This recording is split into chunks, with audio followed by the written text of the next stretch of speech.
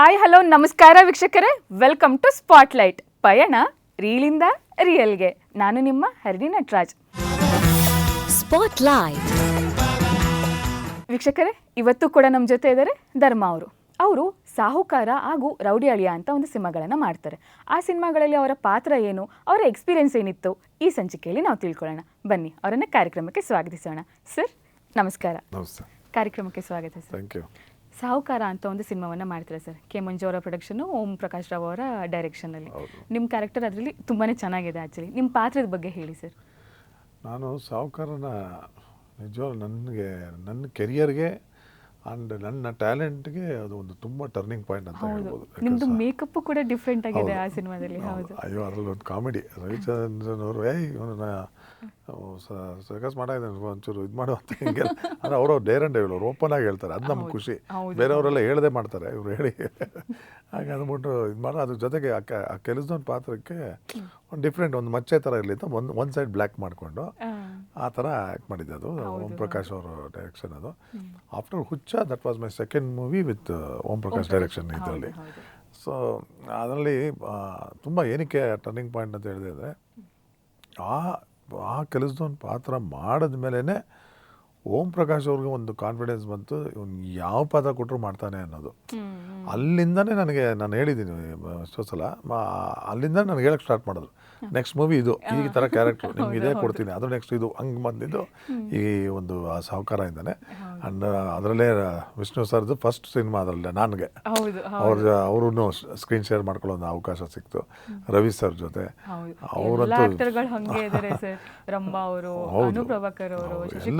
ಎಲ್ಲರೂ, ಆಮೇಲೆ ನಮ್ಮ ರಂಗಾಯಣ ರಘು ಅಷ್ಟರಲ್ಲಿ ಆಲ್ರೆಡಿ ಹೆಸರಾಗಿದ್ದರು, ಸ್ಟಾರ್ಟ್ ಮಾಡಿದರು.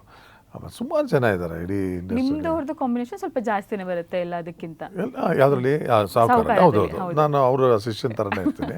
ಸೊ ಆ ಥರ ಕಾಂಬಿನೇಷನ್ ತುಂಬ ಚೆನ್ನಾಗಿ ಬರುತ್ತೆ.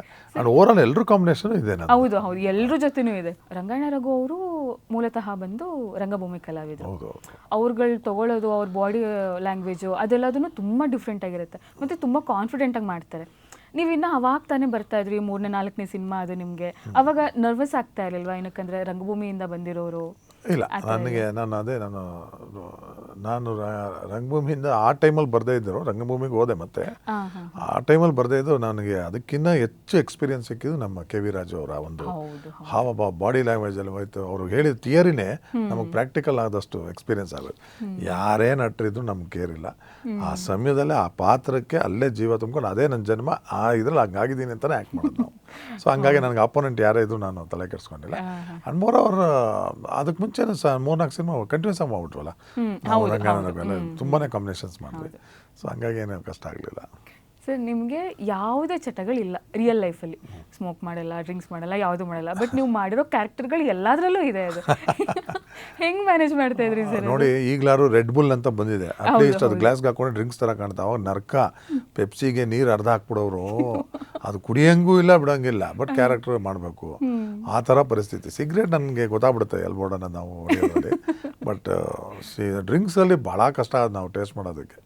ಅದಕ್ಕೆಲ್ಲ ನೀರು ಮಿಕ್ಸ್ ಮಾಡ್ಬಿಡೋದು, ಯಾಕಂದ್ರೆ ಪೆಪ್ಸಿ ಖಾಲಿ ಆಗ್ಬಿಡುತ್ತೆ. ಅವಾಗೆಲ್ಲ ಪ್ರೊಡಕ್ಷನ್ ಸ್ವಲ್ಪ ಕಡಿಮೆ, ಹಂಗೆ ಮಾಡೋರು. ಅದೆಲ್ಲ ನಾವು ಅನುಭವಿಸಿದ್ದೀವಿ ಆ ಥರ. ಬಟ್ ತುಂಬ ಕಷ್ಟ ಆಗ್ತಿಲ್ವಾ ಸ್ಮೋಕ್ ಎಲ್ಲ ಮಾಡಬೇಕಾದ್ರೆ? ಇಲ್ಲ, ಕಷ್ಟ ಅಂದರೆ ನನಗೆ ಆ ಸ್ಮೆಲ್ ಇಷ್ಟ ಆಗ್ತಾ ಇರಲಿಲ್ಲ. ಅದು ಅಡ್ಜಸ್ಟ್ ಮಾಡ್ಕೊಂಡು ಅದು ಮಾಡೋದು, ಮತ್ತೆ ಕೈ ತೊಳ್ಕೊಳ್ಳೋದು, ಇದು ಮಾಡೋದು, ಆ ಥರ ಟೈಮ್ ಪಾಸ್ ಮಾಡಿ. ಏನಕ್ಕಂದ್ರೆ ಸಾಹುಕಾರ ಸಿನಿಮಾದಲ್ಲಿ ನಿಮ್ದು ಓಪನ್ ಆಗದೆ ಬಿಡಿ ಸೇರ್ತಾ ಇರೋದು, ಅದೇ ಥರ ಓಪನ್. ಅದು ಬಿಡಿ, ಅಯ್ಯೋ ಅದೊಂದೇ ಪಿಕ್ಚರ್ ಸದ್ಯ. ಬಿಡಿ ಸಿಕ್ಕಾಪಟ್ಟ ಘಾಟೋದು, ಭಾಳ ಕಷ್ಟ ಅದು ಹೊಡೆಯೋದು. ಮೊದಲಾಡಿದ್ದೀವಿ, ಭಾಳ ಖುಷಿ ಆಯಿತು. ಆ ಇದರಲ್ಲಿ ಓಂ ಪ್ರಕಾಶ್ ಅವರು ಒಂದೊಂದು ಲೈನ್ ಕೂಡ, ಅದೇ ಶಶಿಕುಮಾರ್ ಅವ್ರ ಕಾಂಬಿನೇಷನ್ ಇದ್ದಾಗ ಒಂದೂವರೆ ಪೇಜ್ 2 ಪೇಜ್ ಏನೋ ಇತ್ತು. ಒಂದು ಅಷ್ಟು ದೂರದಿಂದ ಶಶಿಕುಮಾರ್ಗೆ ತಲೆ ಕೆಡಿಸಿ ಕರ್ಕೊಂಬಂದು ಹೇಳಿ ಫೈನಲ್ ಆಗಿ ಇದು ಮಾಡೋದು, ಚೇಂಜ್ ಓವರ್ ಮಾಡ್ಕೊಳ್ಳೋದು. ನಾನು ಅದನ್ನು ಕೊಟ್ಬಿಟ್ರು, ಶಾರ್ಟ್ ಇಟ್ಬಿಟ್ರು. ಆಮೇಲೆ ಅವ್ರು ಅಂದ್ಕೊಂಡ್ರು, ಓ ಇವನು ಹೊಸಬಾಲ್ವ ಧರ್ಮ ಅಂತ. ಆಮೇಲೆ ಮೆತ್ತಿಗೆ ಬಂದರು ಪಾಪ, ಇದು ಒಂದೇ ಶಾರ್ಟ್ ಮಾಡ್ತೀಯ, ಇಲ್ಲ ನಾನು ಕಟ್ ಶಾರ್ಟ್ ಮಾಡಲ್ಲ ಅಂತ. ಸರ್ ನಾನು ರೆಡಿ ಇದ್ದೀನಿ ಅಂದೆ, ಏನೂ ಮಾತಾಡಲಿಲ್ಲ. ಮಾಡಿದ ಮೇಲೆ ಅಲ್ಲೇ ಶಶಿಕುಮಾರ್ ಅವರು ಇದ್ದರು, ಎಲ್ಲ ಆರ್ಟಿಸ್ಟು ಇದ್ದರು, ಯಾರು ಮುಂದೆನೇ ಹೇಳೋದು. ಅಂದರೆ ಅಷ್ಟು ಆಶೀರ್ವಾದ ಮಾಡೋದು, ಅಷ್ಟು ಪಬ್ಲಿಕ್ಕಲ್ಲಿ ಓಪನ್ ಆಗಿರೋದು. ನೀವು ತುಂಬ ಒಳ್ಳೆ ಅದ್ಭುತ ನಟ, 100% ನೆಕ್ಸ್ಟು ತುಂಟ ಅಂತ ಒಂದು ಸಿನಿಮಾ ಮಾಡ್ತಾಯಿದ್ದೀನಿ ರವಿಚಂದ್ರನ್ ತಮ್ಮ. ಅದರಲ್ಲೂ ಮೇಜರ್ ರೋಲು ನೀವು ಮಾಡಲೇಬೇಕು, ನೀನು ಹಿಂಗೆ ಮಾಡಿಸ್ತೀನಿ ನೀನು ನಮ್ಮ ಸಿನಿಮಾ ವಿದ್ಯಾರ್ಥಿ ಹೇಳ್ಬಿಟ್ಟು ಹಂಗೆ ಹೇಳಿದ ತಕ್ಕಂತೆ ಮಾಡಿದಂಥ ಏಕೈಕ ಡೈರೆಕ್ಟರ್ ಅಂದರೆ ಅವರೇ. ಹೌದು ಹೌದು ಮಾತು ಕೊಟ್ಟು ನಡ್ಕೊಂಡವ್ರು. ಮತ್ತೆ ಫಸ್ಟ್ ಆಫ್ ಆಲ್ ಸರ್ ಡೈರೆಕ್ಟರ್ಗಳಿಗೆ ಆ ಥರ ಮಾತು ಕೊಡೋದು ತುಂಬಾ ದೊಡ್ಡ ವಿಷಯ. ಏನಕ್ಕಂದ್ರೆ ಪ್ರೊಡ್ಯೂಸರ್ಗಳು ನಡೆಯೋದು ಇವ್ರನ್ನ ಹಾಕೊಳ್ಳಿ ಅಂತಂದ್ರೆ ಅವ್ರು ಹಾಕೊಳ್ಳೇಬೇಕು, ಆಪ್ಷನ್ ಇರಲ್ಲ ಅವರಿಗೆ. ಅಂಥದ್ರಲ್ಲಿ ನಿಮಗೆ ಹೇಳಿ ಅದ್ರ ತಕ್ಕಂತೆ ನಡ್ಕೊಂಡಿದ್ದಾರೆ. ಇಲ್ಲ ಪಾಪ ಆ ವಿಚಾರದಲ್ಲಿ ಅವ್ರನ್ನ ನಾನು ಮರೆಯಂಗೇ ಇಲ್ಲ. ರೀಸೆಂಟಾಗಿ ಮೊನ್ನೆ ಫೋನ್ ಮಾಡಿದರು ಪಾಪ, ಮಾಡಿ ಈ ರೀತಿ ನಾನು ನೆಕ್ಸ್ಟ್ ಒಂದು ಇದು ಮಾಡ್ತಾಯಿದ್ದೀನಿ ಆಗಸ್ಟ್ಗೆ, ಜೂನ್ ಜುಲೈಗೆ ಖಂಡಿತ ಫೋನ್ ಮಾಡ್ತೀನಿ ಅಂದ್ಬಿಟ್ಟು ಹೇಗಿದ್ದೀರಾ ಚೆನ್ನಾಗಿದ್ದೀರಾ ಅಂತೆಲ್ಲ ಮಾಡಿದ್ರು. ಅದು ತುಂಬ ಖುಷಿ ಆಯಿತು. ಈ ಈಸ್ ಕಮಿಂಗ್ ಬ್ಯಾಕ್ ಅಗೇನ್. ಅವ್ರು ಬರಬೇಕು ಮತ್ತೆ ಅಂತ ನಿರ್ದೇಶಕರು ಬರೋಕೆ. ಅವರು is a very good technician. ಅವರು ರೀಮೇಕ್ಸ್ ಮಾಡ್ತಿದ್ರು, ಇನ್ನೊಂದು ಮಾಡ್ತಿದ್ರು, ಅದು ನಮಗೆ ಬೇಡ. ಅವ್ರು ಏನೇ ಮಾಡಿದ್ರು ಜನಕ್ಕೆ ಇಲ್ಲಿ ಇಷ್ಟ ಆಗೋ ಥರ ಮಾಡಿದ್ರು. ಮರ್ಸೋರು ಬೇರೆ ಸಿನಿಮಾ ರೀಮೇಕ್ ಇರ್ಬೋದು ಅಂತ ಮರ್ಸಿ ಸಕ್ಸಸ್ ಅನ್ನೋದನ್ನು ತೋರಿಸ್ಕೊಟ್ಟವ್ರು. ಹೌದು ಅಂದರೆ ಹೌದು ಸರ್, ರಿಮೇಕ್ ಜಾಸ್ತಿ ಮಾಡಿರ್ಬೋದು ಅವರು. ಮ್ಯಾಕ್ಸಿಮಮ್ ರಿಮೇಕ್ ಮಾಡಿದ್ರು ಬೇರೆ ಸಿನಿಮಾನ ಅದೇ ರೀತಿ ಇಲ್ಲಿ ತೊಗೊಂಬರೋದು ತುಂಬ ಕಷ್ಟ ಇದೆ. ಮತ್ತು ಟ್ರಾನ್ಸ್ಲೇಷನು, ಲ್ಯಾಂಗ್ವೇಜ್ಗಳು ಬ್ಯಾರಿಯರ್ ತುಂಬ ಇರುತ್ತೆ. ಅದೆಲ್ಲ ಮಾಡೋದಕ್ಕೂ ಕಲೆ ಬೇಕು. ಎಲ್ಲದನ್ನು ಬಿಟ್ಟು ಪರ್ಸ್ನಲ್ ಲೈಫಲ್ಲಿ ಅಂದರೆ of camera Om Prakash sir ಹೇಗಿದ್ರು ಸರ್ ನಿಮ್ಮ ಜೊತೆ? ಹೇಗಿದ್ರು? ನಾವು ಆರ್ಟಿಸ್ಟ್ ಅಲ್ವಾ, ನಾವು ಆರ್ಟಿಸ್ಟು. ಆಮೇಲೆ ಅವ್ರಿಗೆ ಏನು ಬೇಕೋ ನಾವು ಆ್ಯಕ್ಟ್ ಮಾಡಿಬಿಟ್ರೆ ನಮಗೆ ಕೊಡೋವಂಥ ಮರ್ಯಾದೆ ಅವರು ಅದು ಯೋಚನೆ ಮಾಡೋಕ್ಕಲ್ಲ. ಆ ಥರ ಮರ್ತಿ ಸರ್ ಅನ್ನೋರು ಏನಾದ್ರು ತುಂಬ ಚೆನ್ನಾಗಿ ಆ್ಯಕ್ಟ್ ಮಾಡಿಬಿಟ್ರೆ ತಮ್ಮ ಬಾ ಹೋಗು ಬಾ ಅಂತ ಇದ್ದವ್ರ ಫ್ರೆಂಡ್ಸ್ ನಾವು.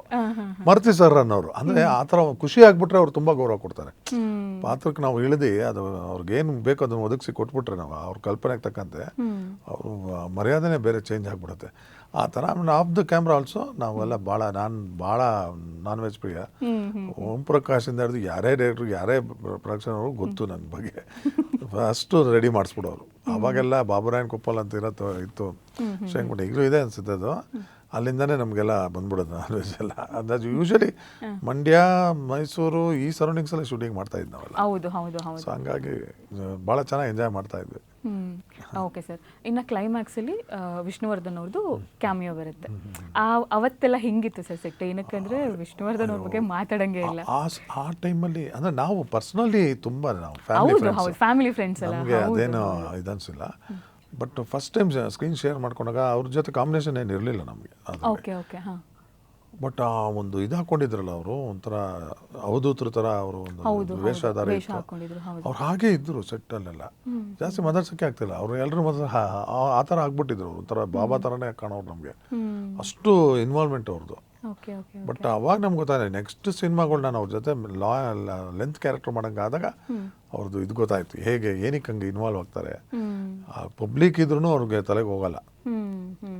ಯಾರಿದ್ದಾರೆ ಏನಿದ್ದಾರೆ ಅವ್ರ ಮೈಂಡ್ ಹಂಗೆ ಇದರಲ್ಲಿ ಇರ್ತಾರೆ ಅವರು. ಒಂಥರ ಮಂಪು ಈ ಒಂದು ಅದು ಹೇಳೋಕ್ಕೆ ಆಗಲ್ಲ ಆ ಥರ. ಅದೊಂದು ನಂಗೆ ಒಳ್ಳೆ ಎಕ್ಸ್ಪೀರಿಯನ್ಸ್ ಆಗುತ್ತೆ ಅವ್ರ ಜೊತೆ ನೋಡಿ.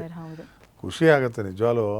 I am blessed actually very. ನೀವು ಹೇಳಿದ್ರಿ ಸ್ಟಾರ್ಟಿಂಗಲ್ಲೇ ಅಂದರೆ ಎಂತೆಂಥ ದೊಡ್ಡ ದೊಡ್ಡ ದಿಗ್ಗಜರ ಜೊತೆ ನನಗೆ ಪಾತ್ರಗಳು ಸಿಕ್ತು ಅಂದರೆ ಎಲ್ಲೋ ಒಂದು ಕಡೆ ನಾವು ಲಕ್ಕಿಲಿ ಯಾವುದೇ ಕೋರ್ಸ್ಗೆ ಹೋಗ್ದೇನು ಅಷ್ಟು ಬೇಗ ಕಚ್ಕೊಂಡ್ವಿ ಅನ್ನೋದಕ್ಕೆ ದೊಡ್ಡವ್ರು ನಮ್ಮ ಪಿಟೀಲ್ ಚೌಡೆ ಅವ್ರ ಆಶೀರ್ವಾದ, ನಮ್ಮ ತಾತ ಟಿ ಪುಟ್ಟಸ್ವಾಮಿ ಅವರ ಆಶೀರ್ವಾದ, ಅಂಬರೀಷ್ ಅಣ್ಣನ ಆಶೀರ್ವಾದನೂ ಎಲ್ಲರದು ಸೇರ್ಕೊಂಡು ನಮಗೆ ಕಾಪಾಡಿದೆ ಅಷ್ಟೇ. ಅಂದರೆ ಎಲ್ಲದಕ್ಕಿಂತ ಹೆಚ್ಚಾಗಿ ಸರ್ ಇಷ್ಟು ದೂರ ಬಂದು ಇಷ್ಟು ಹೆಸರು ಮಾಡಿ ಇಷ್ಟು ಫೇಮ್ ಎಲ್ಲ ತೊಗೊಂಡ್ಮೇಲೂ ಅವರನ್ನೆಲ್ಲ ನೆನೆಸ್ಕೊಂತಿರಲ್ಲ, ಅದು ದೊಡ್ಡ ವಿಷಯ ಸರ್. ಎಲ್ರಿಗೂ ಗ್ರ್ಯಾಟಿಟ್ಯೂಡ್ ಇರಲ್ಲ. ನಿಜ. ಅವರೆಲ್ಲ ನಮಗೆ ಅದೇ ಹೇಳಿದ್ನಲ್ಲ, ಯಾವುದೇ ಥರ ಸಣ್ಣ ಇನ್ಫ್ಲೂಯೆನ್ಸು ತೊಗೊಂಡಿಲ್ಲ ಯಾರ್ದು, ಇನ್ಕ್ಲೂಡಿಂಗ್ ಅಂಬರೀಷ್ ಅಣ್ಣಂದೇ ಆಗಲಿ ಯಾರದೇ ಆಗಲಿ ನಾನು ಇನ್ಫ್ಲೂಯೆನ್ಸ್ ತೊಗೊಂಡೆ. ಬಂದಿರ್ಬೋದು, ಆದರೆ ಬಂದ ಮೇಲೆ ನಾನು ಇಂಥವ್ರ ರಿಲೇಟಿವ್, ಇಂಥವ್ರ ಇದು ಕಸಿನು, ಇಂಥವ್ರ ತಮ್ಮ ಅದೆಲ್ಲ ಗೊತ್ತಾದಾಗ ಇನ್ನೂ ಬೇರೆ ಥರ ಮರ್ಯಾದೆ ಸಿಗೋಕ್ಕೆ ಸ್ಟಾರ್ಟ್ ಆಯ್ತು. ಅದು ನನಗೆ ನಿಜವಾಗ್ಲೂ ಅಯ್ಯೋ ಹಂಗಾರೆ ವಿತೌಟ್ ಇದು ನಾನು ಬರ್ಬೋದಿತ್ತು, ಸಪೋರ್ಟು ಬೇರೆ ಥರನೇ ಬರ್ಬೋದಿತ್ತು. ಇರಲಿ ಬಿಡಿ, ಹೆಂಗೋ ದೇವರು ಹಿಂಗಾರು ಕರ್ಕೊಂಬಂದಿದ್ದಾರೆ, ಹಿಂಗೆ ಇರೋಣ ಅಂತ ಸುಮ್ಮನೆ ಅಷ್ಟೇ. ಬಟ್ ಹೌದಲ್ಲ ಸರ್, ನಿಮಗೆ ಯಾವತ್ತೂ ಅನ್ನಿಸ್ಲಿಲ್ವಾ ಅಂಬರೀಷ್ ಅಣ್ಣ ಅವ್ರದ್ದು ಇನ್ಫ್ಲೂಯೆನ್ಸ್ ತಗೋಬೇಕು ಅಥವಾ ಅವ್ರ ಹತ್ರ ಹೇಳಿಸಿದ್ರೆ ಕೆಲಸ ಆಗುತ್ತೆ ಅನ್ನೋದು ಎಲ್ರಿಗೂ ಗೊತ್ತಿತ್ತು, ಮತ್ತು ಬೇರೆಯವ್ರು ಕೆಲಸ ಮಾಡಿಸ್ಕೊಂಡಿದ್ದಾರೆ ಕೂಡ. ಬಟ್ ನೀವು ಅಷ್ಟು ಹತ್ರ ಇದ್ದು ಯಾವತ್ತೂ ಏನಕ್ಕೆ ಅವರಿಂದ ಇನ್ಫ್ಲೂಯೆನ್ಸ್ ಆಗಲಿ ಅಥವಾ ಅವ್ರ ಮಾತಿಂದ ಮಾಡಿಸ್ಬೋದು? ನಾನು ಅವ್ರ ಹತ್ರ ಹೋದಾಗೆಲ್ಲ ಬೇರೆಯವ್ರ ಕಷ್ಟನ ಕ್ಲಿಯರ್ ಮಾಡೋಕ್ಕೆ ಹೋಗಿದ್ದೀನಿ ಹೊರತು ನನ್ನ ಇದನ್ನು ಕೇಳೋದಕ್ಕೆ ನನಗೆ ಆ ಥರ ಸ್ಥಿತಿ ಅನ್ನಿಸ್ಲೇ ಇಲ್ಲ. ಅವ್ರ ಹತ್ರ ಹೋಗ್ಬೇಕು ಅಂದ್ರೆ ನಾನು ತಿಂಗಳಿಗೆ ಒಂದ್ಸಲ 2 ಸಲ ಹೋಗೋಕ್ಕೆ ಅದೇ ಅರ್ಧ ಗಂಟೆ 1 ಅವರ್ ಓಡೋಗ್ಬಿಟ್ಟು ಬಂದ್ಬಿಡ್ತಾ ಇದ್ದೆ. ಆ ಟೈಮ್ ಆ ಥರ ದೇವ್ರು ಬ್ಯುಸಿ ಇಟ್ಟಿದ್ದ ನನಗೆ ಶೂಟಿಂಗಲ್ಲಿ. ಸೊ ಹಂಗಾಗಿ ನನಗೆ ಕೇಳಬೇಕು ಅಂತ ಅನಿಸ್ಲಿಲ್ಲ ನನಗೆ. ಚೆನ್ನಾಗಿ ಬರ್ತಾ ಇದೆಯಲ್ಲ ಕ್ಯಾರೆಕ್ಟರ್ಸ್, ಬಟ್ ನಾನು ಆಸ್ ಅ ಒಳ್ಳೆ ಕ್ಯಾರೆಕ್ಟರ್. ನೆಗೆಟಿವ್ ರೋಲ್ಸ್ ಮಾಡಿದ್ರು ಅದ್ರಲ್ಲಿ ಒಂದೊಂದು ಹೆಸರಾಗ್ತಾ ಬಂತು ನನಗೆ. ಹೌದು ಸರ್, ಮತ್ತೆ ಎಲ್ಲಾದು ಡಿಫ್ರೆಂಟ್ ನೆಗೆಟಿವ್ ಕ್ಯಾರೆಕ್ಟರ್ ಎಲ್ಲ ಡಿಫ್ರೆಂಟ್ ಆಗಿತ್ತು. ಜೊತೆಗೆ ಅಂತಂದ ದೊಡ್ಡ ದೊಡ್ಡ ಸ್ಟಾರ್ಗಳ ಜೊತೆ ಮಾಡಿದ್ರು ನನಗೆ ಈಕ್ವಲ್ ಇದು ವ್ಯಾಲ್ಯೂ ಸಿಗ್ತಾ ಇತ್ತು. ಸೊ ಹಿಂಗಿರುವಾಗ ನನಗೆ ಅನ್ನಿಸ್ಲಿಲ್ಲ ಬೇರೆ ಥರ ಇನ್ನೊಂದು ಥರ ನಾನು ಸ್ಟ್ಯಾಂಡ್ ಆಗಬೇಕು, ಲೀಡ್ ರೋಲ್ ಮಾಡಬೇಕು, ಆ ಥಾಟ್ ಬರಲಿಲ್ಲ ನನಗೆ. ಆ ಥಾಟ್ ಬಂದಿದ್ರೆ ನಾನು ಏನಾದ್ರು ಅವರ ಟ್ರೈ ಮಾಡಿದ್ರೆ 100% ನನಗೆ ಇದು ಮಾಡಿರೋರು. ಹೌದು ಆಗಲಿಲ್ಲ ಅಷ್ಟೇ. ಹೌದು. ಮತ್ತೆ ಸರ್ ಇನ್ನೊಂದು ಈ ಪಾಯಿಂಟಲ್ಲಿ ಏನನ್ಸುತ್ತೆ ಅಂತಂದರೆ, ಇನ್ ಕೇಸ್ ಏನಾದರೂ ಲೀಡ್ ರೋಲ್ಗಳು ಮಾಡ್ಕೊತಾ ಬಂದಿದ್ರೆ ನಂಬರ್ ಆಫ್ ಮೂವೀಸ್ ಕಮ್ಮಿ ಆಗ್ತಿತ್ತೇನೋ. ನಂಬರ್ ಆಫ್ ಮೂವೀಸ್ 100% ಕಮ್ಮಿ ಆಗ್ತಿತ್ತು. ಬಟ್ ಪೋಷಕ ಕಲಾವಿದ್ರದ್ದು ಅಡ್ವಾಂಟೇಜೇ ಅದು. ನಂಬರ್ ಆಫ್ ಮೂವೀಸು ಜಾಸ್ತಿ ಆಗುತ್ತೆ ಮತ್ತೆ ತುಂಬ ಬೇಗ ರೀಚ್ ಆಗ್ತಾರೆ ಕೂಡ. ಅದೇ ನಾವು ಹೆಂಗೆ ಸಕ್ಸಸ್ಫುಲ್ ಮೂವಿಲಿ ಎಷ್ಟು ಇರ್ತೀವೋ ಅಷ್ಟು ರೀಚ್ ಆಗ್ತಾ ಹೋಗ್ತೀವಿ. ಹೌದು ಹೌದು. ಯಾವಾಗ ಅದು ಕಡಿಮೆ ಆಗ್ತಾ ಹೋಗ್ಬಿಟ್ರೆ ಭಾಳ ಕಷ್ಟ. ನಾವು ಇನ್ನೂ ಎಷ್ಟೇ 100, 200, 300 ಸಿನಿಮಾ ಮಾಡಿದ್ರು ಕರಿಯೋರೇ ಇರಲ್ಲ. ಹೌದು. ಹಂಗಂಗೆ ಪಂಗಡಗಳು ಮಾಡ್ಕೊಂಡು ಅವರವರೇ ಇದು ಮಾಡ್ತಿರ್ತಾರೆ. ಅವ್ರಿಗೆ ಅದು ಯೋಚನೆನೂ ಬರಲ್ಲ ಅವ್ರಿಗೆ. ಈ ರೀತಿ ನಾವು ಇವ್ರನ್ನ ಟ್ರೈ ಮಾಡ್ಬೋದು. ಹೌದು ಸರ್. ತೆಲುಗು ತಮಿಳ್ ಥರ ಇವ್ರುಗಳಿಗೆ ಇದೇ ಇಲ್ಲ ನಮ್ಮಲ್ಲಿ ಕನ್ನಡದಲ್ಲಿ. ಮರ್ತು ಬಿಡ್ತಾರೆ, ಭಾಳ ಈಸಿಯಾಗಿ ಮರ್ತು ಬಿಡ್ತಾರೆ. ನಮಗೆ ಬೇಜಾರಾಯ್ತು. ಎಷ್ಟೋ ಜನ ಸೀನಿಯರ್ ಆರ್ಟಿಸ್ಟ್ಗಳು ಅವ್ರ ಎಂಡಿಂಗ್ ನೋಡಿದಾಗ ಹಾಸ್ಪಿಟ್ಲಲ್ಲಿ ಇದೆಲ್ಲ ಅವ್ರಿಗೆಲ್ಲ ಹೇಳ್ಕೊಳ್ಳೋದು ಇದೆಲ್ಲ ನೋಡಿ ನಿಜಾಲು ಭಾಳ ಬೇಜಾರಾಯ್ತು. ಕಲಾವಿದರಿಗೆ ಈ ಬೆಲೆನ ಏನೂ ಇಲ್ವಲ್ಲ ನಮ್ಮ ಚೇಂಬರ್ ಆಗಲಿ ಇನ್ನೊಂದಾಗಲಿ. ಅವರು ಹೇಳ್ಕೊತಾ ಇರ್ತಾರೆ, ಅವ್ರು ಬಂದು ಬೈಬೇಕು ಆ್ಯಕ್ಚುಲಿ ಚೇಂಬರ್ ಅವರಾಗಲಿ. ನಮ್ಮ ಸಿನಿಮಾಲಿ ಏನೇನಿದೆ ವಾಣಿಜ್ಯ ಇದು ಹಿಂಗೆಲ್ಲ ಕೇಳಬೇಡ್ರಿ, ನಾವಿದ್ದೀವಿ, ನಮ್ಮ ಚೇಂಬರಲ್ಲಿ ಇದೆ ಹಣ, ನಾವು ಏನೋ ಮಾಡ್ತೀವಿ, ಆಗಿದ್ದಾಗಲಿ ನೀವು ಅಲ್ಲಿ ಪಬ್ಲಿಕ್ಕಲ್ಲಿ ನೀವು ತಲೆ ಬಗ್ಸ್ಬೇಡಿ ಅನ್ನೋ ಥರ ಒಂದು ಸಪೋರ್ಟ್ ಮಾಡಬೇಕು. ಪೋಷಕ ಕಲಾವಿದರು ಅವಾಗ ಬ್ಯುಸಿ ಇರ್ತಿದ್ರು. ದಿನಕ್ಕೆ 2 ಮೂವಿ 3 ಮೂವಿ ಮಾಡ್ತಿದ್ದವರು ಇವತ್ತು 1 ಮೂವಿನೂ ಇಲ್ಲದೆ ಕೂತಿರೋದನ್ನು ನೋಡಿದ್ದೀವಿ ನಾವು. ದಿನಕ್ಕೆ 2 ಮೂವಿ ಬಿಡಿ, ಹೀರೋಗಳು ವೆಯ್ಟ್ ಮಾಡೋರು ಅಂತ ನಟರು ಅವರೆಲ್ಲ ಇವತ್ತು ಯಾರು ತೀರೋದ್ರು ಅವರೆಲ್ಲ ಬೇಜಾರಾಗತ್ತದೆ ಅವ್ರ ಎಂಡಿಂಗ್ ಟೈಮ್ ನೋಡಿದ್ರೆ. ಅಂಥವ್ರನ್ನ ಕಾಪಾಡ್ಕೊಬೇಕು, ಅವ್ರ ಮರ್ಯಾದೆನ ನಮ್ಮ ಇಂಡಸ್ಟ್ರಿ ಕಾಪಾಡಬೇಕು. ಆ್ಯಕ್ಚುಲಿ ಏನಕ್ಕಿದೆ ಅನ್ನೋದೇ ನಮ್ಗೆ ಅರ್ಥ ಆಗಲ್ಲ. ಏನು ನಮಗೆ ಸುಮ್ಮನೆ ಫಂಕ್ಷನ್ ಕರೆದೇ ನಾವು ಫಂಕ್ಷನ್ಸ್ಗೆ ಹೋಗಲ್ಲ, ಬರ್ತಾನೆ ಇರುತ್ತೆ ಇನ್ವಿಟೇಷನ್ಸ್ಗಳು, ನಮಗೆ ನೋಡ್ತೀವಲ್ಲ ಅಲ್ಲಿ. ಆಮೇಲೆ ಈಕ್ವಲ್ ವ್ಯಾಲ್ಯೂಗಳು ಸರಿಯಾಗಿ ಮೇಂಟೈನ್ ಮಾಡಲ್ಲ ಅಲ್ಲಿ. ಯಾರೋ ಒಬ್ಬ ಸ್ವಲ್ಪ ಹೆಸರು ಇರೋನು ಒಂದು 3-4 ಜನ ಬಂದು ಅವ್ರನ್ನ ಮೇಯ್ನ್ ಕಾನ್ಸಂಟ್ರೇಟ್ ಮಾಡ್ತಾರೆ, ಇನ್ನು ಮಿಕ್ಕಿದವ್ರು ಮರ್ತೇ ಬಿಟ್ಟಿರ್ತಾರೆ ಅಲ್ಲಿ. ನಮ್ಗೆ ಬೇಜಾರಾಯ್ತು ಪಾಪ. ಅವರೆಲ್ಲ ಸೀನಿಯರ್ಗಳು ಅವ್ರನ್ನ ಹೋಗಿ ಹಿಂದೆ ಕೂರಿಸಿದಾರಲ್ಲಪ್ಪ, ನಮ್ಮನ್ನು ಮುಂದೆ ಕೂರಿಸಿದ್ದಾರೆ, ನಮಗೆ ಒಂಥರ ಮುಜುಗರ ಆಗ್ತದೆ. ಇವೆಲ್ಲ ನಾವು ನೋಡ್ಬಿಟ್ಬಿಟ್ಟಿದ್ದೀನಿ. ಏನಕ್ಕಂದ್ರೆ ಅಷ್ಟೆಲ್ಲ ಮಾಡ್ಕೊಂಡ್ ಬಂದಿರ್ತಾರೆ, ಅಷ್ಟೆಲ್ಲ ಕೊಡುಗೆ ಕೊಟ್ಟಿರ್ತಾರೆ ವಾಣಿಜ್ಯ ಎಲ್ಲದಕ್ಕೂ ಇರ್ತಾರೆ ಸರ್, ಪ್ರತಿಯೊಂದು ಸ್ಟೆಪ್ಪಲ್ಲೂ ಇರ್ತಾರೆ. ಅಂಥವ್ರಿಗೆ ಈ ಪಾಯಿಂಟಲ್ಲಿ ಹಿಂಗಾಗುತ್ತೆ ಅಂತಂದ್ರೆ ನಿಮ್ಗೆಷ್ಟಾಗುತ್ತೆ ಅಂದ್ರೆ ಅವ್ರು ಕೂತಿರೋರಿಗೆ ಇನ್ನೆಷ್ಟು ಬೇಜಾರಾಗೋಣ ಆ ಟೈಮ್. ಈಗ ನಮ್ಮ ಇಂಡಸ್ಟ್ರಿಯಲ್ಲಿ ನೋಡಿ ಸಪೋರ್ಟಿಂಗ್ ಆಕ್ಟರ್ಸ್ ಕಲಾವಿದ್ರ ಸಂಘ ಅವರೇ ಒಂದು ಸಪರೇಟ್ ಸಂಘ ಮಾಡಿದ್ದಾರೆ. ಇನ್ನೊಂದೇನೋ ಕಿರುತೆರೆದ ಅವ್ರದ್ದೇನೋ ಒಂದು ಸಂಘ ಮಾಡಿದ್ದಾರೆ. ಇವ್ರಿಗೆಲ್ಲ ಪಾಪ ಅವರವರೇ ಒಂದು ಸೀನಿಯರ್ಸ್ ಒಂದು ಐಡಿಯಾ ಮಾಡಿಕೊಂಡು ಪಾಪ ಏನೇನೋ ಕಲೆಕ್ಷನ್ ಮಾಡಿಕೊಂಡು ನಿಜಾಲು ಸೀರಿಯಲ್ ಇಂಡಸ್ಟ್ರಿನ ನಾನು ಅಪ್ರಿಷಿಯೇಟ್ ಮಾಡ್ತೀನಿ. ಯಾರು ತೊಂದರೆ ಯಾರು ರೀಸೆಂಟಾಗಿ ಏನೇ ಡೆತ್ ಆದರೂ ಬರ್ತಾರೆ, ಸೇರ್ತಾರೆ, ಅಷ್ಟು ಜನ ಬಂದು ಸೇರ್ತಾರೆ, ಆಮೇಲೆ ಏನು ಮಾಡಬೇಕು ಅದೆಲ್ಲ ಮಾಡ್ತಾರೆ. ಬಿಗ್ ಸ್ಕ್ರೀನಲ್ಲೇ ಆ ಒಂದು ಸಪೋರ್ಟ್ ಇಲ್ಲ, ಆ ಒಂದು ಇದಿಲ್ಲ, ಯೂನಿಟಿ ಅನ್ನೋದಿಲ್ಲ. ಅದೇ ಅದು ತುಂಬ ಒಪ್ಕೋಬೇಕಾಗಿರೋ ಮಾತು ಸರ್. ಒಂದು ಸಿನಿಮಾ ಮಾಡ್ತೀರಾ ರೌಡಿ ಅಳಿಯ ಅಂತ, ಆ ಸಿನಿಮಾ ನಿಮಗೆ ಹೇಗೆ ಬಂತು? ಆ ಸಿನಿಮಾದಲ್ಲಿ ನಿಮ್ಮ ಪಾತ್ರದ ಬಗ್ಗೆ ಹೇಳಿ ಸರ್. ಆಲ್ರೆಡಿ ನಾನು ನಮ್ಮ ಓಂ ಸಾಯಿ ಪ್ರಕಾಶ್ ಅವರು ಆಲ್ರೆಡಿ ಮನೆ ಮಗಳು ಫಸ್ಟ್ ಅವ್ರ ಕೈ ಕೆಳಗೆ ವರ್ಕ್ ಮಾಡಿದ್ದು ನಾನು. ಅದಾದಮೇಲೆ ಕಂಟಿನ್ಯೂಸ್ ಸ್ಟಾರ್ಟ್ ಮಾಡಿದ್ರು, ನನಗೆ ಪಾತ್ರಗಳು ಸಿಕ್ತು. ಹಂಗೆ ರೌಡಿ ಅಲೆಯನ್ನು ಸಿಕ್ಕಿದ್ದು. ರೌಡಿ ಅಲೆಯಲ್ಲಿ ಆ್ಯಕ್ಚುಲಿ ಸ್ವಯಂವರಲ್ಲಿ ಹೀರೋಯಿನ್ಗೆ ಎಲ್ಲರೂ ಸ್ವಯಂವರಕ್ಕೆ ಹೋಗೋದು, ನಮ್ಮದೇ ಆದ ಒಂದು ರೀತಿಯಲ್ಲಿ ಇಂಪ್ರೆಸ್ ಮಾಡೋದು. ಜಯಮಾಲಾ ಅವ್ರನ್ನ ಇಂಪ್ರೆಸ್ ಮಾಡೋದು. ಜಯಮಾಲಾ ಅವರು ಹುಡುಗಿ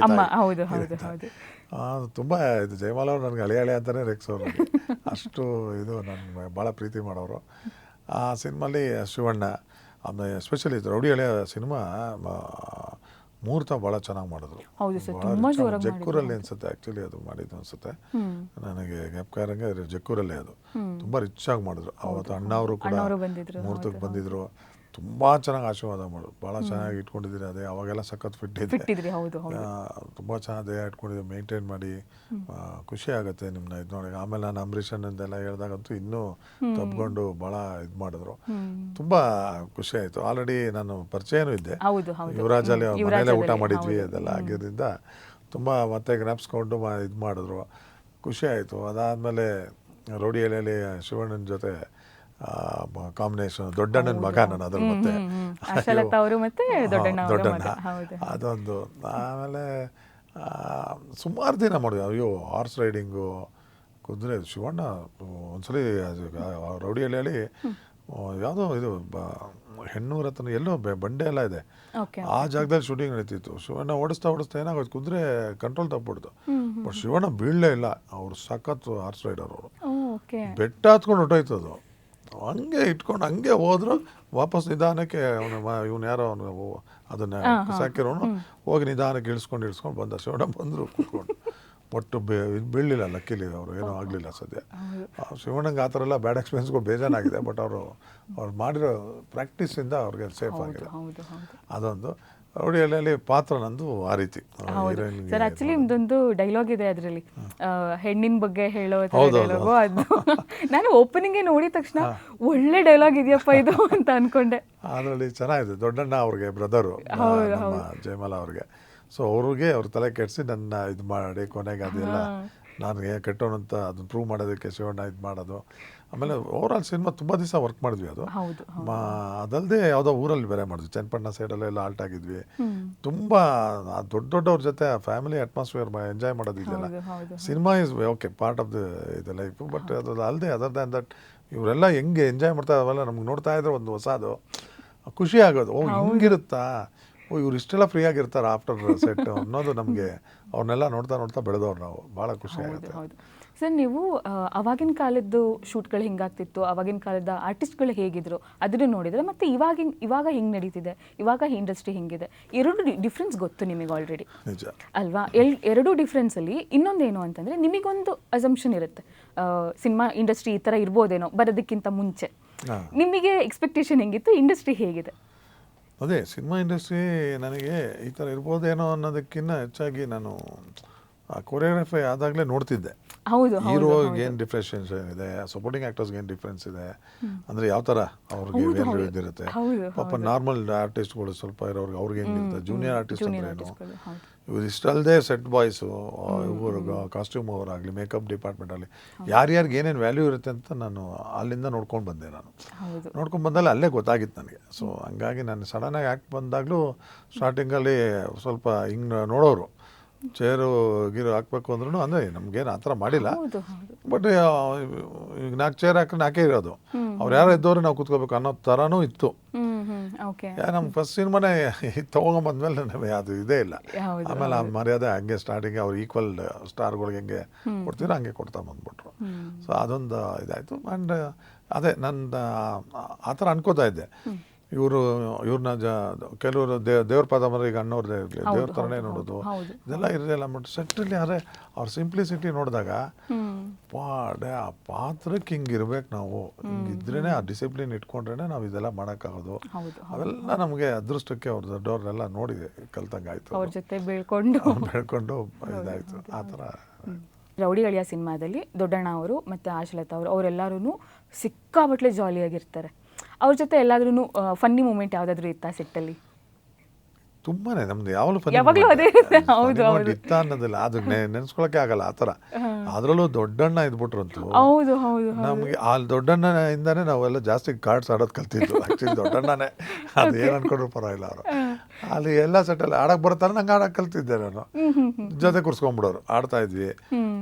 ಅದರಲ್ಲೂ ದೊಡ್ಡಣ್ಣ, ನಮ್ಮ ಸಾಧು ಕೋಕಿಲ, ಇನ್ಕ್ಲೂಡಿಂಗ್ ಉಪೇಂದ್ರ ಅವರು ಇರಲಿ, ಯಾರೇ ಇದ್ರು ಸೆಟ್ಟಲ್ಲಿ ಅಲ್ಲಿ ಶಾರ್ಟಿಗೆ ಹೋಗ್ತಾ ಇದ್ವಿ, ಮತ್ತೆ ನೆಕ್ಸ್ಟ್ ರೆಡಿ ಆಗೋಷ್ಟರಲ್ಲಿ ಒಂದು ಆಟ ಆಡ್ಬಿಡ್ತಾ ಇದ್ವಿ ನಾವು. ಆ ಥರ ನಾವು ಎಂಜಾಯ್ ಮಾಡಿದ್ವಿ ಎಲ್ಲರೂ. ಸಖತ್ ಅಂದರೆ ಅದೇ ಫನ್ನಿ ಮೂಮೆಂಟ್. ಅಂದರೆ ನಮಗೆ ಇನ್ನೇನು ಬೇರೆ ಎಂಟರ್ಟೈನ್ಮೆಂಟ್ ಏನಿರಲಿಲ್ಲ ಆಗ. ಹೌದು, ಮೀಡಿಯಾಸ್ ಎಲ್ಲ ತುಂಬ ಕಮ್ಮಿ ಇತ್ತು. ಬಟ್ ನಾನು ಒಂದು ಚೇಂಜ್ ಓವರ್ ಏನಂತ ನಿಮ್ಗೆ ಹೇಳಬೇಕು ಅಂದರೆ, ಕ್ಯಾರವನ್ ನಿಜವಾದ ನೆಸೆಸಿಟಿ, ತುಂಬಾ ನೆಸೆಸಿಟಿ ಕ್ಯಾರವನ್, ಗೊತ್ತಲ್ಲ ನಿಮಗೆ. ಯಾಕೆಂದರೆ ಅವತ್ತಿನ ಟೈಮಲ್ಲಿ ಓ ಪ್ರೇಮವೇ ನಾವು ಅಯ್ಯೋ ಅದ್ರದ್ದು ಒಂದು ಹೇಳ್ಕೊಬೇಕು ನಾನು ನಿಮಗೆ. ನಾನು ಯಾವುದೇ ಕಾರಣಕ್ಕೂ ರೆಸ್ಟ್ ರೂಮ್ ಇದನ್ನ ಏನಾರು ಅರ್ಜೆಂಟ್ ಆದ್ರೂ ನಾನು ಅಲ್ಲಿಂದ 3 ಅಲ್ಲ 10 ಕಿಲೋಮೀಟ್ರಲ್ಲಿ ಗಾಡೀಲಿ ಹೋಗಿ ನಾನು ಬಾತ್ರೂಮ್ ಹೋಗಿ ಬರ್ತಾಯಿದ್ದು. ಅಕಸ್ಮಾತ್ ಹಂಗೇನಾರು ಇದ್ದು. ಮಾದೇವಪುರ ಅಂತ ಮೈಸೂರಲ್ಲಿ ಶೂಟಿಂಗ್ ನಡೀತಿದೆ, ನಮ್ಮ ರವಿಚಂದ್ರನ್ ಅವರು ನಡೀತಿದೆ. ಸರಿ ಆಯಿತು, ನಾನು ಓದ್ಲಾಡ್ತಾ ಇದ್ದೀನಿ, ನನಗೆ ಮರ್ಯಾದೆ ಪ್ರಶ್ನೆ. ಬಟ್ ಅವ ನಾನೇನು ರೆಕಗ್ನೈಸ್ ಆ್ಯಕ್ಟರ್ ಅಲ್ವಲ್ಲ. ಕೇಳಿದ್ರೆ ಇವ್ರೇನು ಗಾಡಿ ಕೊಟ್ಬಿಡ್ತಾರಾ ರೂಮ್ವರೆಗೂ? ಅದು ಇಲ್ಲ. ಏನು ಮಾಡೋದು, ಭಾಳ ಒದ್ಲಾಡ್ಕೊಂಡು ಆ ಕಡೆ ಏನು ಮಾಡಿದೆ. ನಮ್ಮ ಹುಡುಗ ಐಡಿಯಾ ಕೊಟ್ಟ ಒಬ್ಬ, 2 ಇಟ್ಕೆ ಕಲ್ಲು ಇಟ್ಕೋ ಇನ್ನೊಂಥರ ಆ ಥರ ಎಲ್ಲ ಕಾಮಿಡಿಯಲ್ಲಿ. ಸರಿ ಏನೋ ಯೋಚನೆ ಮಾಡ್ಕೊಂಡು ಬೇಜಾರಲ್ಲಿದ್ದರೆ ಅಲ್ಲಿಂದ ಎದ್ದು ಬರ್ತಾ ಇದ್ದಾರೆ ರವಿ ಸರ್, ಬಾಟ್ಲುಗಳು ನೀರು. ಓ ಹಿಂಗೇನಾಯ್ತು ಲೈಫ್, ಇವ್ರಂತವ್ರೆ ಹಿಂಗೆ ಹೋದ್ರ ಅವರು ರೇ ಎಲ್ಲ ಏನೋ ಅದನ್ನು ಅರ್ಜೆಂಟ್ ಹೋಗ ಆ ಕಡೆ ಹೋಗ ರವಿ ಸರ್.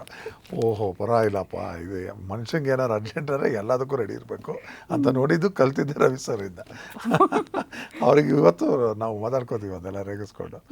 ಅವ್ರನ್ನ ನೋಡಿದ್ಮೇಲೆ ನಾನು ಎಮರ್ಜೆನ್ಸಿ ಅಂತಾರೆ ತಲೆ ತಡಿಬಾರ್ದು, ಎಲ್ಲಾದ್ರೂ ಅಲ್ಲಿ ರೆಡಿ ಇರಬೇಕು ಅಂತ. ಬಟ್ ಅವ್ರಗಳ ಜೊತೆ ಎಲ್ಲ ವರ್ಕ್ ಮಾಡೋದು ಎಷ್ಟು ಚೆನ್ನಾಗಿ ಅನ್ಸುತ್ತೆ ಅಲ್ಲ ಸರ್, ಎಲ್ಲ ಒಂದೊಂದು ರೀತಿಯಲ್ಲಿ ಒಂದೊಂದು ಅನುಭವ. ಅದರಲ್ಲೂ ಏನು ತಮಾಷೆನ ರವಿ ಸರ್ ಜೊತೆ ವರ್ಕ್ ಮಾಡೋದು ಅಂದರೆ ಅವರೇ ಫಸ್ಟ್ ಕ್ಯಾರವನ್ ಅನ್ನೋದನ್ನು ತೋರಿಸ್ತಿದ್ರು. ಹೌದು ಹೌದು, ಫಸ್ಟ್ ಅವ್ರ ಪ್ರೊಡಕ್ಷನ್ ಅಲ್ಲೇ ನೋಡಿದಾಗ ಗಾಡಿ ಏನಕ್ಕೆ ಅದು ನೋಡಿ ಹೋಗ್ತಾರೆ ಬರ್ತಾರೆ ಈ ಇದರಲ್ಲಿ ಅಂತ ಅನ್ಕೋತಾ ಇದ್ವಿ ನಾವು ಫಸ್ಟ್ ಟೈಮ್ ನೋಡಿದಾಗ, ವೆರಿ ಸ್ಟಾರ್ಟಿಂಗಲ್ಲಿ. ಆಮೇಲೆ ವಿಷ್ಣು ಸರ್ ತಗೊಂಬಂದ್ರು, ಆಮೇಲೆ ನಮ್ಮ ಉಪೇಂದ್ರ ಸ್ಟಾರ್ಟ್ ಮಾಡಿದ್ರು, ಆಮೇಲೆ ಎಲ್ಲ ನಮ್ಮ ಸುದೀಪ್ ದರ್ಶನ್ ಎಲ್ಲರೂ ಸ್ಟಾರ್ಟ್ ಮಾಡಿಬಿಟ್ರು. ಕ್ಯಾರವನ್ ಬಂದಮೇಲೆ ತುಂಬ ನೆಸೆಸಿಟಿ, ಅದು ಡ್ರೆಸ್ ಚೇಂಜ್ಗೆ ಪಬ್ಲಿಕಲ್ಲಿ ಡ್ರೆಸ್ ಚೇಂಜ್ ಮಾಡೋಕ್ಕಾಗಲ್ಲ, ಅದೊಂದು ಹೆಲ್ಪ್ ಆಗೋದು, ಟಾಯ್ಲೆಟ್ಸ್ ವಾಶ್ರೂಮ್ಸ್ ಇದಕ್ಕೆ ಅದು ಹೆಲ್ಪ್ ಆಗೋದು. ಬಟ್ ಡ್ರಾಬ್ಯಾಕ್ ಏನಂದರೆ ಎಲ್ಲರಿಗೂ ನಮಗೆ ಕ್ಯಾರವನ್ ಇರುತ್ತೆ, ಎಲ್ಲ ಆ್ಯಕ್ಟರ್ಸ್ಗೂ ಕ್ಯಾರವನ್ ಇರುತ್ತೆ, ಮಿಂಗಲ್ಲೇ ಆಗಲ್ಲ. ನಮ್ಮ ಕ್ಯಾರವನ್ಗೆ ಫುಡ್ ಬಂದ್ಬಿಡುತ್ತೆ, ನಾವೇ ಅಭ್ಯಾಸ ಮಾಡ್ಕೊಂಡ್ಬಿಟ್ಟಿದ್ದೀವಿ. ಅದು ಕ್ಯಾರಿಯರ್ ಸಮೇತ ಬಂದ್ಬಿಡುತ್ತೆ, ನಾವು ಊಟ ಆಗಲಿ ಟಿಫನ್ ಆಗಲಿ ಮಾಡ್ತೀವಿ.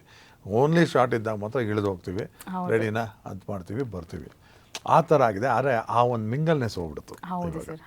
ಈ ಕ್ಯಾರವನ್ ಏನು ಅಡ್ವಾನ್ಸ್ ಆದಷ್ಟು ಫ್ಯಾಮಿಲಿ ಗ್ಯಾದರಿಂಗ್ ಒಂದು ಅಟ್ಮಾಸ್ಫಿಯರ್ ಇದೆಯಲ್ಲ, ಅದು ಸ್ವಲ್ಪ ಕಮ್ಮಿ ಆಗೋಯ್ತು. ಅವಾಗಿನ ಕಾಲದಲ್ಲೆಲ್ಲ ಎಲ್ಲ ಆಲ್ಮೋಸ್ಟ್ 70% ಮೂವಿಗಳು ಎಲ್ಲವೂ ಹಿಟ್ ಆಗ್ತಿತ್ತು. ಅಟ್ಲೀಸ್ಟ್ 75 days ಅಂತೂ ಕನ್ಫರ್ಮ್ ಆಗಿ ಹೋಗೋದಿಲ್ಲ ಅದನ್ನು. ಅವಾಗ ಫಂಕ್ಷನ್ಸ್ ಮಾಡೋರು, ಅವಾಗ ಹೆಂಗಿರೋ ಫ್ಯಾಮಿಲಿನೇ ಬಂತೆ, ಎಲ್ಲರೂ ಮಾತಾಡ್ಕೊಂಡು ಕೂತ್ಕೊಳ್ತಿದ್ರು. ಇದೊಂದು ಒಳ್ಳೆ ಪಾಯಿಂಟ್ ಇದೆ ನೋಡಿ. ಲಕ್ಕಿಲಿ ನಾನು ಸ್ಟಾರ್ಟಿಂಗಲ್ಲಿ ಆಲ್ಮೋಸ್ಟ್ ಎಷ್ಟು ಸಿನಿಮಾ ಮಾಡೋದು, ಮಿನಿಮಮ್ 50 days 100 days ಸಿನಿಮಾ ಮಾಡಿರೋದು ನಾನು. ಫಂಕ್ಷನ್ ಇದೆ, ಅದಕ್ಕೊಂದು ಶೀಲ್ಡ್ ಕೊಡ್ತಾರಲ್ಲ ಮನೇಲಿ ಇಟ್ಕೊಳ್ಳೋದೇ ಒಂದು ಖುಷಿ. ಇದು 100 days, ಇದು 50 days, ಇದು 100 days ಅಂತ. ಆಮೇಲೆ 25 days ಸಿಲ್ವರ್ ಇದನ್ನು ಮಾಡೋರು. ಅದನ್ನು ನಿಜವಾಗ್ಲೂ ನೀವು ಹೇಳಿದಾಗ ಅದೆಲ್ಲ ಜ್ಞಾಪಕ ಬರುತ್ತೆ. ಪ್ರತಿಯೊಂದು ಸಿನಿಮಾಗೆ ಆ ಫಂಕ್ಷನ್ ಕೂತಾಗ ನಮ್ಗೆ ಯಾವ ಸ್ಟೇಜ್ ಕರೀತಾರೆ, ಯಾವ ಸ್ಟಾರ್ ಕೈಲಿ ಕೊಡಿಸ್ತಾರೆ, ಈ ಥರ ನಮ್ಮ ಇದು ಯೋಚನೆಗಳಿರೋದು. ತುಂಬ ಚೆನ್ನಾಗಿತ್ತದು. ಥಿಯೇಟ್ರದ್ದು ಲೈಫ್ ಸ್ಟೈಲ್ ಇತ್ತಲ್ಲ, ಚೆನ್ನಾಗಿತ್ತು. ಸ್ವಲ್ಪ ನೀಟ್ನೆಸ್ ಅಂತ ಯಾವಾಗ ಮಾಡಿದ್ರು ಈ ಮಾಲ್ಗಳಲ್ಲಿ ಮಾಡಲಿ, ಬಟ್ ತುಂಬಾ ಬಿಸ್ನೆಸ್ ಮೈಂಡ್ ಆಗೋಯ್ತು. ಸೊ ಇನ್ನು ಜನ 100% ಥಿಯೇಟ್ರಿಗೆ ಹೋಗೋ ಇಂಟ್ರೆಸ್ಟ್ ಇರಲ್ಲ. ಎಲ್ಲರೂ ಬ್ಯುಸಿ ಇರ್ತಾರೆ, ಅವ್ರದ್ದೇ ಆದ ರೀತಿ ಇರ್ತಾರೆ. ಎಲ್ಲೋ ಫ್ಯಾಮಿಲಿಲಿ ಇನ್ನೂ ಫೋರ್ಸ್ ಮಾಡಿ ಥಿಯೇಟರ್ ಕರ್ಕೊಂಡು ಹೋಗೋ ಅನ್ನೋರು ಇದ್ದರೆ ನಮ್ಮಂತ ಫ್ಯಾಮಿಲಿಗಳು ಅದ್ರ ಸಿನಿಮಾ ಮೇಲೆ ಹುಚ್ಚಿರೋರಷ್ಟೇ ಇದ್ದವ್ರು ಮಾತ್ರ ಹೋಗ್ತಾರೆ ಬರ್ತಾರೆ, ಆ ಥರ ಆಗುತ್ತೆ. ಓಕೆ ಸರ್, ಇಷ್ಟೊತ್ತು ನಮ್ಮ ಜೊತೆ ಕೂತ್ಕೊಂಡು ನಿಮ್ಮ ಸಮಯ ಕೊಟ್ಟು ನಿಮ್ಮ ಎಕ್ಸ್ಪೀರಿಯನ್ಸ್ಗಳನ್ನ ಶೇರ್ ಮಾಡ್ಕೊಂಡಿದ್ದಕ್ಕೆ ತುಂಬ ಧನ್ಯವಾದಗಳು. Thank you sir. ಸೊ ವೀಕ್ಷಕರೇ, ನೋಡಿದ್ರಲ್ಲ ನಮ್ಮ ಧರ್ಮ ಅವರ ಅಭಿನಯದ ಸಾಹುಕಾರ ಹಾಗೂ ರೌಡಿ ಅಳಿಯ ಸಿನಿಮಾಗಳ ಬಗ್ಗೆ ಸಾಕಷ್ಟು ವಿಚಾರಗಳನ್ನ ನಾವು ತಿಳ್ಕೊಂಡ್ವಿ. ನಾನಂತೂ ಈ ಸಂಚಿಕೆನ ತುಂಬಾ ಎಂಜಾಯ್ ಮಾಡಿದೆ, ನೀವು ಕೂಡ ಎಂಜಾಯ್ ಮಾಡಿರ್ತೀರಾ ಅಂತ ಅನ್ಕೊತೀನಿ. ಹಾಗಾದರೆ ನಿಮ್ಮ ಭೇಟಿ ಮುಂದಿನ ಸಂಚಿಕೆಯಲ್ಲಿ. ಅಲ್ಲಿವರೆಗೂ ಸಣ್ಣ ಉದಯ ಕಾಮಿಡಿ ನೋಡ್ತಾ ಇರಿ, ನಗ್ತಾ ಇರಿ. ಸ್ಪಾಟ್ಲೈಟ್.